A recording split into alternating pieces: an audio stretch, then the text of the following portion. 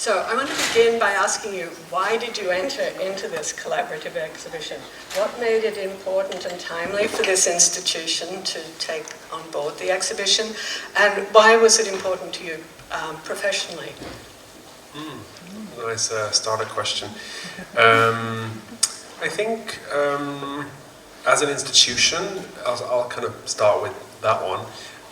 The Migrant Museum has a sort of long trajectory of producing art with contemporary artists and really producing exhibitions from scratch and commissioning and also collecting those works as well. But at the same time, there's a strong trajectory of working with established, more mid-career artists and giving them the opportunity for a contemporary display. And this has happened in various forms. For example, I did a show with René Green, and there's been other various kind of ways of doing that. So it's a bit like looking backwards and forwards at the same time and questioning what is the contemporary. And this particular exhibition came about out of a conversation I had with the curator Young Ma. It was a kind of proposal from him, but the initial conversation actually came from one of Haegue's gallerists that had been in contact then with the museum's director and said, there's talk of a Haegue Yang survey retrospective. Would you be interested in the show? And of course, anyone in the room or anyone that has the experience or the knowledge of working on a sort of singular exhibition with an artist, that's sort of not bad enough, but that's enough work. But when you're working with additional institutions, that sort of like amounts to quite a colossal project. But actually, what transpired in this project, or actually I would use the word collaboration, is that it was really a sort of beautiful collaborative act with several other institutions. And I can tell you from doing this in previous roles, it's normally not the case. Normally it can be quite nasty. But now this was really quite generous in the sense that Young Ma had been involved in the early conversations with Haegue, with the studio, with the gallerists, and then we had several conversations with myself and the other curator, Shahira Grott, and this allowed us to not only select works for the show, but talk about their meanings, their iterative function inside the exhibition. And then that then allowed for a, I guess you'd say, a multifaceted survey exhibition that doesn't even have the same list of works in each institution. So I also mentioned this in my introduction, that each curator sort of applied their own curatorial seasoning on this body of work.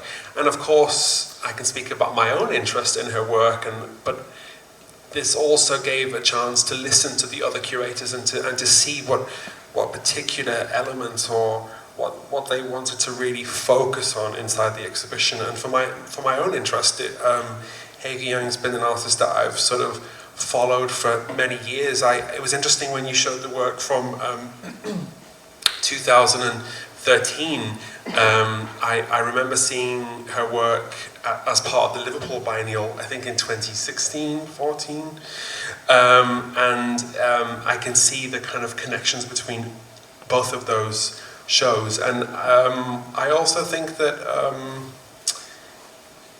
I'm drawn to her sort of recent, more iconical works like the Blind works, but actually it's the early works, it's the more delicate, quieter, contemplative works that I'm particularly drawn to, and I think that's also one of the great opportunities of doing a survey show, that it affords this possibility to do a survey and to place particular contrast or crescendo on those different elements.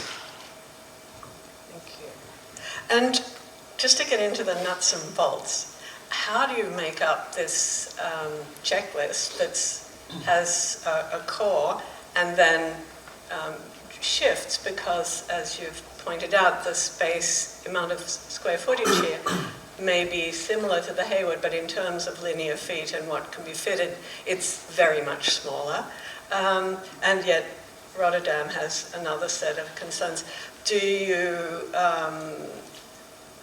is it thematic concerns which drive it, or do you have, from the get-go, did you think, I want to put this work in this space, so this is going to have to be there? And what role did the artist play? Did she say, I need these, you must have some of these, you must have this, I want this to be prioritized? I'll start with the artist because she's with us. Actually, I actually didn't really expect that, but when we had the first conversations with Haegue, she was very supportive of the exhibition, also excited about the opportunity to show here in Zurich, but also she said, this is your show, I want to hear your curatorial choices, I want to hear your selections, your groupings, what's interesting you in this body of work, which is quite wonderful. And that also means that as the curator you have a sort of a learning process with the artist, and you have your own works that you feel must be shown in this constellation. But of course this shifted as we went along the journey, but her first sort of initial approach was very, very open.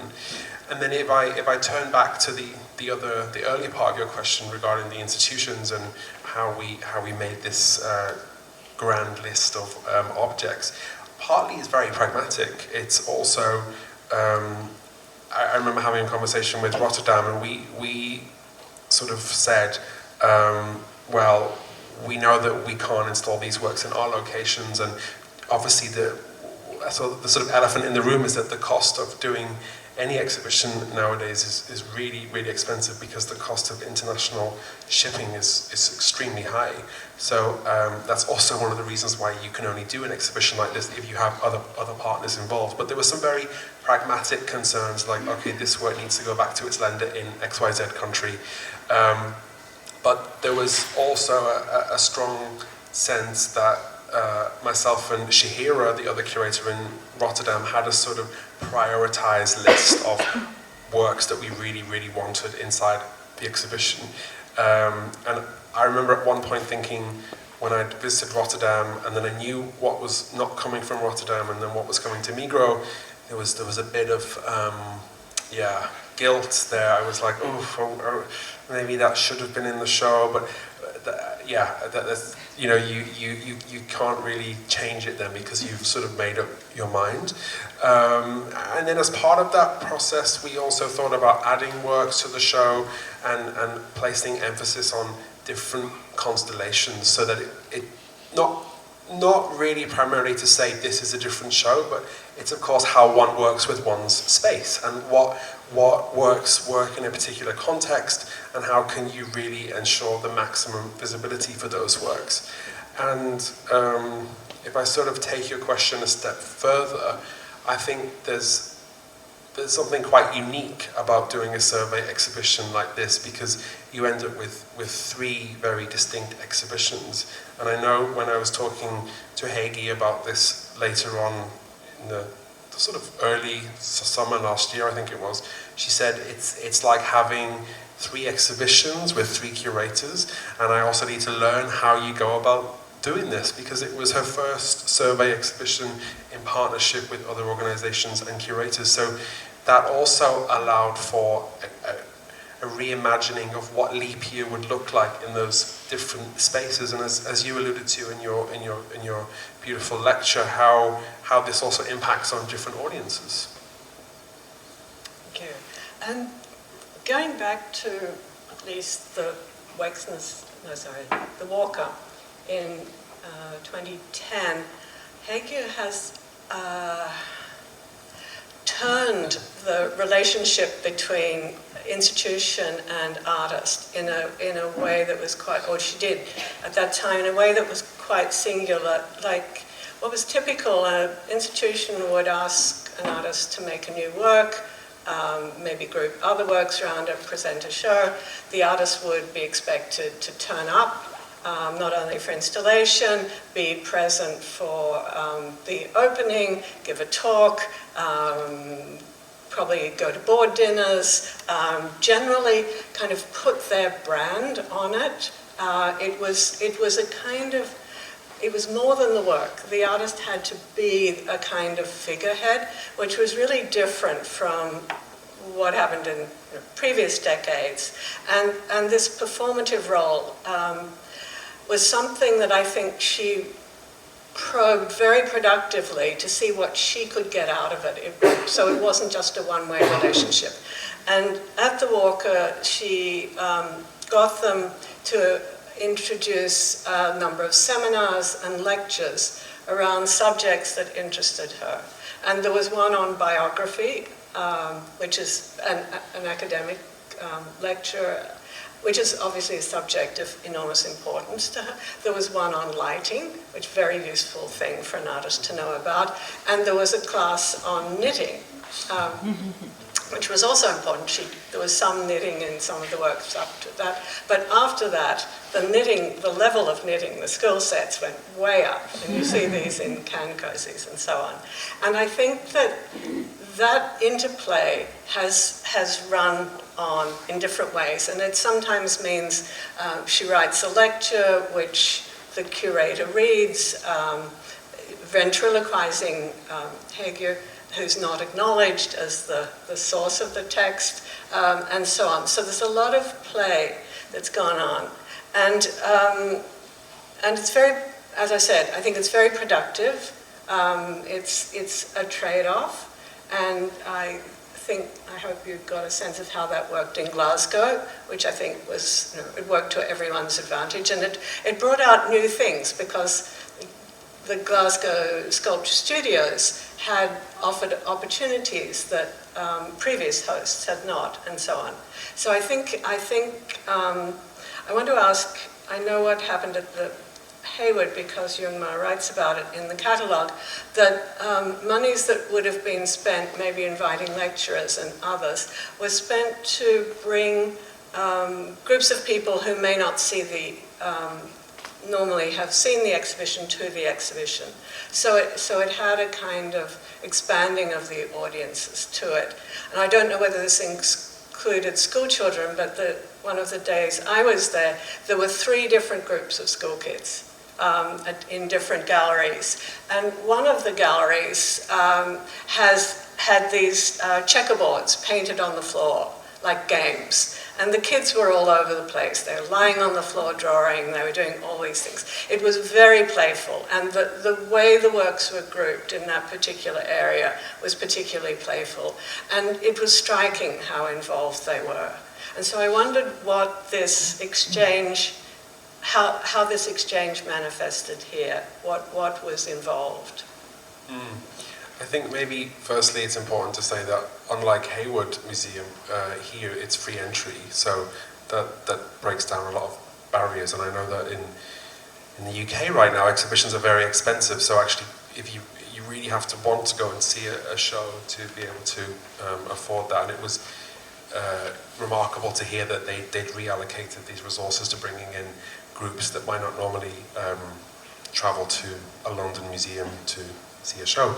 But I'll just speak very anecdotally. I departed the museum after I made this exhibition to start a new role, and so I haven't been around that much in Zurich, but I did speak to a colleague yesterday who's the head of learning at the museum, and she was beaming, as she often is. Her name's Cynthia, and she said, this exhibition, she said, I've had so much fun working with this exhibition, and also having conversations with young children, their teachers.